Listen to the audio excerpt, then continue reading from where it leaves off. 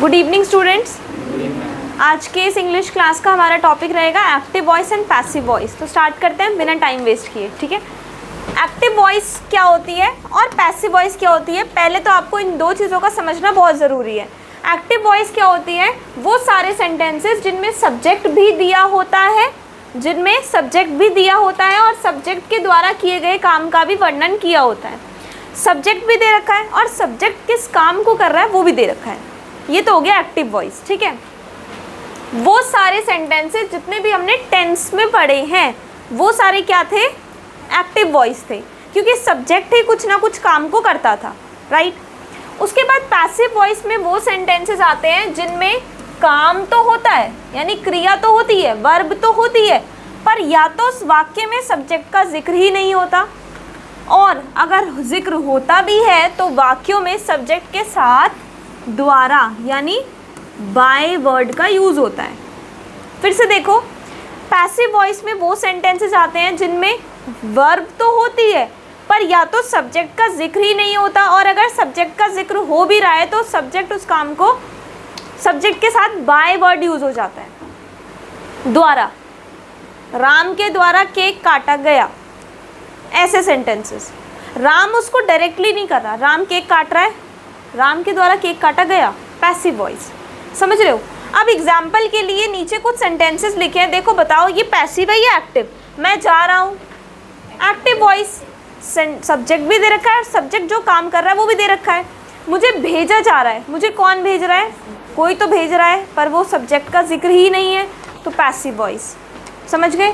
मुझे राम के द्वारा भेजा जा रहा है, सब्जेक्ट के द्वारा सब्जेक्ट का जिक्र तो है कि भेज कौन रहा है, लेकिन उसके साथ द्वारा वर्ड यूज़ हो गया।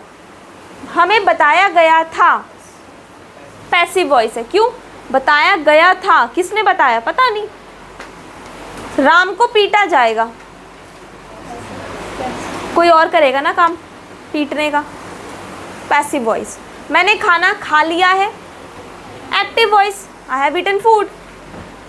उसे पूछा गया, पैसिव वॉइस। समझ गए, ये इतना समझ में आ गया।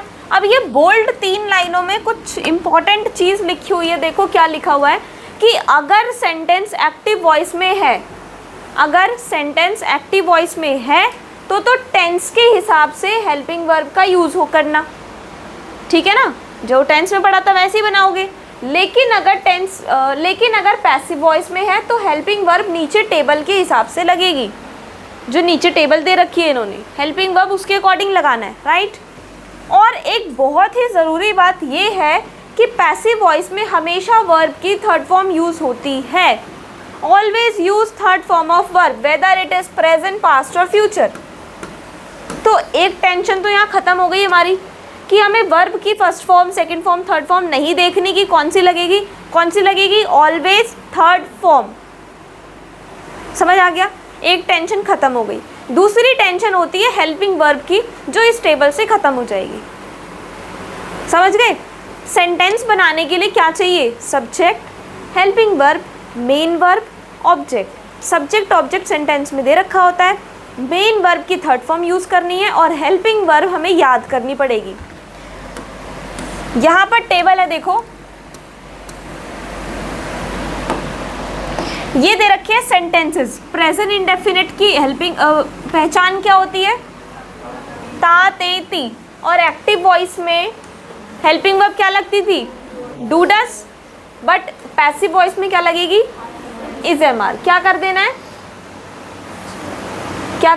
ऐसे कर देना है। ये इधर प्लस बीइंग, ये इधर और यहाँ इसकी तो होती ही नहीं है पैसिव वॉइस, ठीक है। देखो डू डस से इज, एम, आर लगा देना, इज, एम, आर आता था तो इज, एम, आर बीइंग लगा देंगे, हैज़ हैव आता था तो हैज़ हैव बीन लगा देंगे, और इसकी होती ही नहीं है passive voice. Present perfect continuous tense, past perfect continuous tense और फ्यूचर कॉन्टिन्यूअस और फ्यूचर परफेक्ट कॉन्टिन्यूअस, इन 4 टेंसेस की पैसिव वॉइस नहीं होती, ठीक है। तो इसकी अब फिर से देख लो एक बार। बात करते हैं प्रेजेंट इंडेफिनिट की। तो प्रेजेंट इंडेफिनिट की पहचान क्या होती है, ताते थी। हम लोग इसमें डू डज यूज़ करते थे, याद आ रहा है। डज यूज़ होता था थर्ड फॉर्म सिंगुलर के साथ और डू यूज़ होता था आई यू वी दे के साथ। लेकिन यहाँ पर हमें यूज़ करना है इज़ एम आर, आई के साथ एम, ज़्यादा के साथ आर और एक के साथ इज़।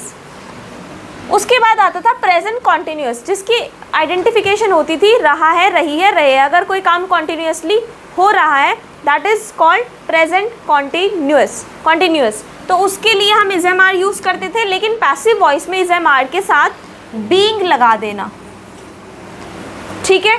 उसके बाद है प्रेजेंट परफेक्ट। परफेक्ट में हम हैज़ हैव यूज़ करते थे, लेकिन पैसिव वॉइस में has been, have been use होगा। उसके बाद है प्रेजेंट परफेक्ट कॉन्टिन्यूस, इसमें हम हैज़ हैव बीन यूज़ करते थे और इसकी पैसिव वॉइस होती ही नहीं है। पास्ट इंडेफिनिट में हम डिड यूज़ करते थे, लेकिन यहाँ पर क्या हो रहा है, वॉज वर। वॉज वर है कॉन्टिन्यूस में, तो क्या हो रहा है, was were plus being. Past perfect में हम हैड यूज़ करते थे, यहाँ क्या करना है, हैड बीन। समझ आ गया। और अगेन हैड बीन की तो पैसिव वॉइस होती ही नहीं है। उसके बाद है फ्यूचर इंडेफिनिट, विल यूज़ होता था, आप क्या यूज़ करोगे, विल बी। फ्यूचर कॉन्टिन्यूस में विल बी यूज़ होता था, आप क्या यूज़ करोगे, विल हैव। ऊपर जा रही है हेल्पिंग वर्ब, ठीक है, सॉरी इसकी तो है ही नहीं, इसकी तो है ही नहीं। और विल हैव बीन, यानी विल बी में बदल जाएगा और विल हैव बीन में बदल जाएगा, बी एंड बीन। तो ये जो बी तो इसमें भी लगता है, खैर। तो जो बीन वाले होते हैं, और can be, could be, could have been, ये पैसिव वॉइस होती है, ठीक है। तो ये है आपका टेंसेस के अकॉर्डिंग। उसके बाद there are 4 tenses that don't have there passive voice. यहाँ पर 4 टेंस ऐसी होती है जिनकी पैसिव वॉइस नहीं होती। कौन कौन सी? 3 तो परफेक्ट कॉन्टिन्यूस वाली हो गई, present perfect continuous, past perfect continuous, future perfect continuous and future continuous. उसके बाद ये एग्जाम्पल के लिए आप देखो, एक सेंटेंस में दिखाती हूँ आपको, मुझे स्कूल भेजा गया। अब सबसे पहला काम आपका क्या होता है? सबसे पहला काम होता है टेंस को आइडेंटिफाई करना। मुझे स्कूल भेजा गया, गया मीन्स पास्ट इंडेफिनिट। क्यों? क्योंकि लास्ट में है और था तो है ही नहीं, और ऐसे सेंटेंस जिनके लास्ट में है और था नहीं होता वो पास्ट इंडेफिनिट होता है, ठीक है। तो अब ये कौन सी फॉर्म है? सबसे पहले पहचानोगे टेंस कौन सी है, दूसरा आप पहचानोगे एक्टिव वॉइस है या पैसिव वॉइस है। अब हमें पता चल गया पैसिव वॉइस है। पैसिव वॉइस है तो हेल्पिंग वर्ब क्या लगाऊं? पास्ट इंडेफिनिट में हेल्पिंग वर्ब क्या लग रही है? Was verb. मुझे स्कूल भेजा गया, मुझे मतलब आई के साथ वॉज लगेगा या वर्ब? वॉज। भेजना मतलब सेंड, लेकिन सेंड की थर्ड फॉर्म क्या होती है? सेंट। कहाँ भेजा गया? I was sent to school. कोई दिक्कत, कोई परेशानी नहीं है। हेल्पिंग वर्ब इसके अकॉर्डिंग लगा देना बस, ठीक है। और थर्ड फॉर्म लगाना, ऑलवेज थर्ड फॉर्म, ठीक है। पापा को बुलाया जाएगा, गा मतलब this helping verb will be. Dad will be, बुलाना is call, third form called, dad will be called. आ रहा है समझ? तो अभी एक क्वेश्चंस है, इनको आप नोट कर लेना, सिर्फ क्वेश्चंस को ट्रांसलेट आप खुद से करना, जो टेबल है ना उसकी हेल्प से, कोई दिक्कत नहीं आएगी। उसके बाद यहाँ पर एक और कंसेप्ट आता है, concept of passive of modals. Modals को कैसे पैसिव वॉइस में कन्वर्ट करना है कि मैं जा सकती हूँ इज़ अ एक्टिव वॉइस, मुझे भेजा जा सकता है इज़ अ पैसिव वॉइस। तो इसमें क्या करना है, देखो क्या करना है इसमें। मैं जा सकता हूँ एक्टिव वॉइस, मुझे भेजा जा सकता है पैसिव वॉइस, मुझे राम के द्वारा भेजा जा सकता है पैसिव वॉइस। इसमें क्या इंपॉर्टेंट है, ये जो बोल्ड हो रखा है ये क्या कहानी बता रहा है? ये कहानी बता रहा है कि मोडाल्स की वो हेल्पिंग वर्ब जिनके साथ हम फर्स्ट वर्ब की फर्स्ट फॉर्म यूज़ करते थे, कौन कौन सी? Can, could, should, must, may, might, has to, have to, had to, will have to, would like to आदि। इनके साथ तो बी लगा देना। अगर सेंटेंस पैसिव वॉइस में है और ये वाले वर्ड्स यूज़ कर रहे हो कहीं पर, तो इनके साथ क्या लगा दोगे? बी लगा दोगे। और वर्ब के तो थर्ड फॉर्म लगी रही है पैसिव वॉइस में, उसमें तो कोई परेशानी है ही नहीं। और अगर वो वाली मोडाल्स यूज़ कर रहे हो जिनके साथ थर्ड फॉर्म लगती थी, कौन सी? पास्ट वाली, कुड हैव, सकता था, could have, should have, must have, may have, might have आदि, उनके साथ क्या लगा दोगे? बीन।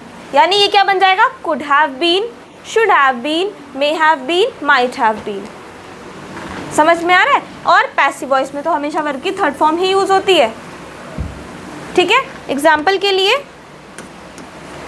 मुझे भेजा जा सकता है, आई कैन बी सेंट। मैं जा सकती हूँ, आई कैन गो। मुझे भेजा जा सकता है, I can be sent, be लग गया, पैसिव वॉइस है। अब ये बताओ समझ में आया कि नहीं आया, कितना इजी है, कोई टिपिकल कहानी बनानी ही नहीं है, बहुत आसान है। क्या याद करना है, हेल्पिंग वर्ब याद कर लो बस, और कुछ नहीं, यही है इसमें, इतना ही है। Active voice, passive voice, finish. Now only practice requires. ठीक है, आज की क्लास में इतना ही। Thank you so much.